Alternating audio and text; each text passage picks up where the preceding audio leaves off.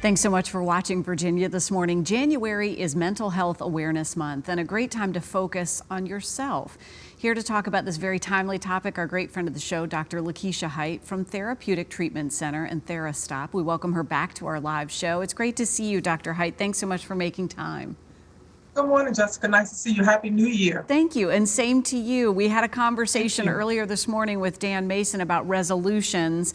You and I are going to dive in from a different perspective here in terms of mental health and how those resolutions tie into that. So many are made, so many are broken, and that certainly can impact where we are mentally. That is true. What we have to realize is that we are the same people. On December 31st, at 11:59 p.m., you are the same person that you are on January 1st at 12 a.m. What happens is we tend to overstress of the reasoning, what do we need to do to change what we have to change in the mental health? And the thing is that we have to make sure that we plan accordingly. It's something I call like microdosing. It's microdosing mental health.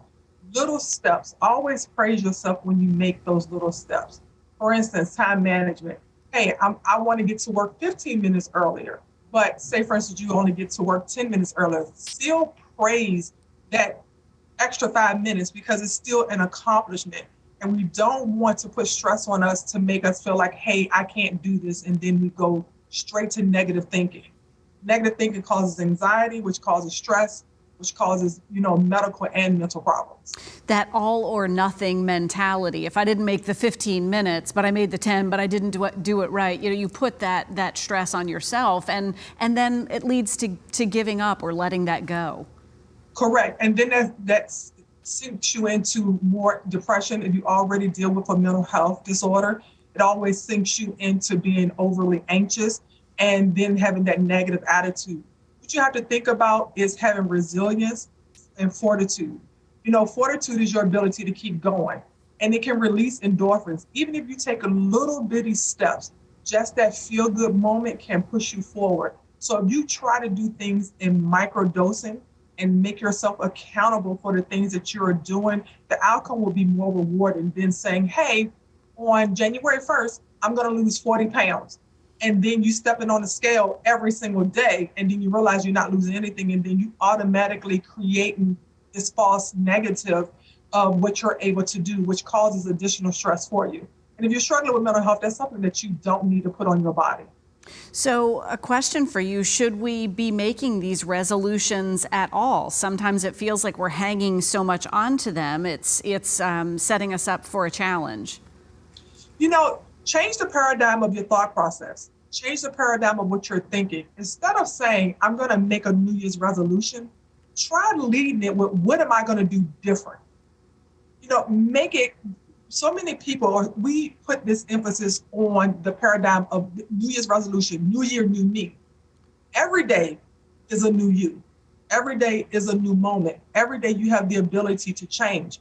So what you try to do is change the way you talk to yourself and say, what can I do differently that I didn't do differently yesterday? So if I put my right shoe on first, let me try to put my left shoe on first. Try to put yourself in small increments of being uncomfortable, but being able to persevere past that level of uncomfortability and then holding yourself accountable. That's going to release those endorphins to make you feel good, to make you want to continue on. In those, as we said, those bite-sized pieces or those micro doses, you're showing yourself the kindness and giving yourself that reward of going forward and achieving more. So I like to do a theme for the year rather than the hard and fast resolution of this must be met and this must be met. But sometimes it gets challenging sticking with it through the year. Do you roadmap through the rest of the year? Is that helpful? That is helpful. And you can roadmap through a journal. Visual things are way better. If you try to map down what you want to do visually and you're able to see, hey, on Monday, I went to work at 9. On Tuesday, I went to work at 8:50. You can see how you progress. And long as you can see how you progress is visual to you, so you can see, hey, I'm doing a good road. What we tend to do is just put it in our head and saying, we can do this, I can do this, I can do this. But it has to be visual to some extent. So you can see, hey, I really, really did it. It's not a mental thing. Today, Dr. Hite, I gave myself some kindness because when I got to work, I didn't have my key, I didn't have a mask, but hey, I made it. So that You was know the... what? You showed up.